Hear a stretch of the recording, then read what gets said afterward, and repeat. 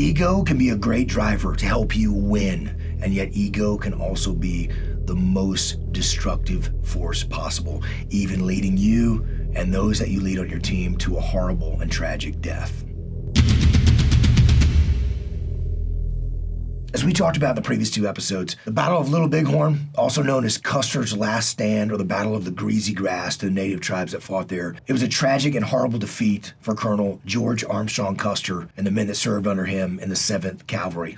Custer's mission was to track down and locate a band of Native American tribes who refused to sign a treaty to cede their homeland and live on a reservation. Custer thinks that Sitting Bull has something like 800 total men, women, and children with him, which would put their total number of warriors at several hundred at most. What Custer doesn't know is that Sitting Bull has been joined by thousands of other Native American tribes, Lakota coming off the reservation for the summer buffalo hunt that have joined Sitting Bull, Northern Cheyenne and Arapahoes that have joined forces, and the village that Sitting Bull is leading is somewhere between 5,000 and 7,000 total men, women, and children, which gave the Native American tribes a total of something like 1,500 to 2,000 warriors. Custer's men are not just outnumbered, but they're also outgunned. Oftentimes, we think in the conflict with Native Americans that the U.S. military always had superior weapons. What's interesting about the Battle of Little Bighorn was that was not the case. Most of the U.S. cavalrymen were carrying Sharps carbines and single-shot rifles. For the Native American warriors, some estimate they had as many as 300 Henry and Winchester repeating rifles. This meant that they had weapons that could fire multiple shots rapidly, while the U.S. cavalrymen could only fire a single shot before they had to reload. And that was certainly a determining factor in the outcome of this battle. Let's talk about the commander, Colonel Custer. Custer didn't have social media, but he had a reputation. He had a nationwide reputation. This was something that was very near and dear to him. He had a reputation of being an aggressive officer that led from the forefront, that went out and accomplished the mission. He had been promoted at the early age of 23 to a brigadier general in the Union Army during the Civil War. Custer had a big ego. He wanted to be in the newspapers. He wanted to be nationally known. He wanted to make a great name for himself. Some reports indicate that he may have even wanted to put his name in the hat to run for president. By personal accounts, certain things really mattered to him. His appearance, his persona, his legacy. In small doses, this matters to us all. But if one becomes consumed, ego can crowd your vision, can take over the mission, and can be absolutely catastrophic. As I read accounts of this battle, it seems pretty clear to me that in Custer's mind, the worst case scenario for him and for the team that he led was that Sitting Bull and the Native American tribes that were following him would get away, that they would escape, that Custer would not achieve the big victory that he craved, that would build and feed his reputation, and that someone else may actually locate Sitting Bull and his village and capture them. And yet what Custer didn't consider was that that was not the worst case scenario. The worst case scenario was that Custer would lead his men into a situation to which there was no escape and they would all be annihilated. And of course, that's exactly what happened. I'm not sure that it ever even occurred to Custer that that might be the worst case scenario until he finally observed how large the Native American village was and how many warriors were actually attacking him. As he split his forces and took 210 of his men to try to attack the village from the north, at some point he realized that he was going to be surrounded and overrun. Custer has already led his men so deeply into this problem that there's no escape for them.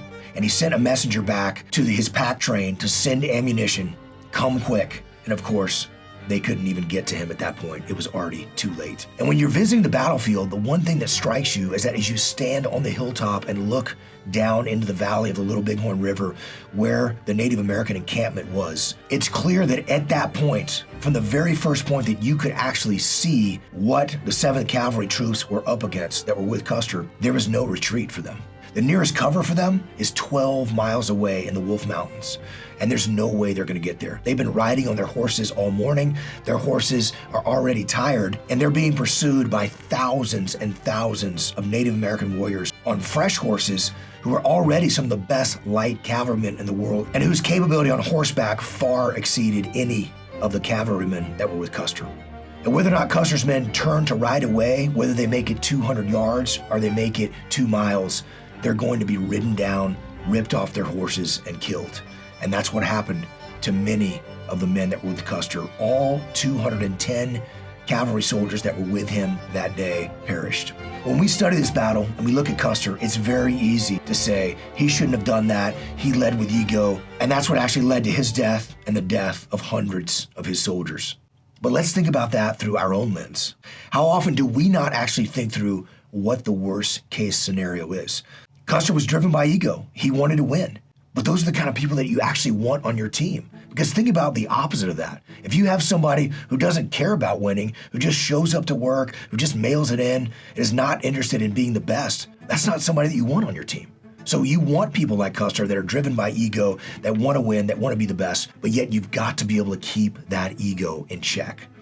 Think about in your world when you let your ego get out of control, when you insist on doing things your way, when somebody else comes up with a plan but you think your plan is better, it is very easy for us to let our egos get out of control, and that can lead us to destruction. Maybe not to death on the battlefield like it did for Custer at Little Bighorn, but it certainly can lead to the demise of our marriage, our relationships, our businesses, our ventures that we're a part of, our status in the community.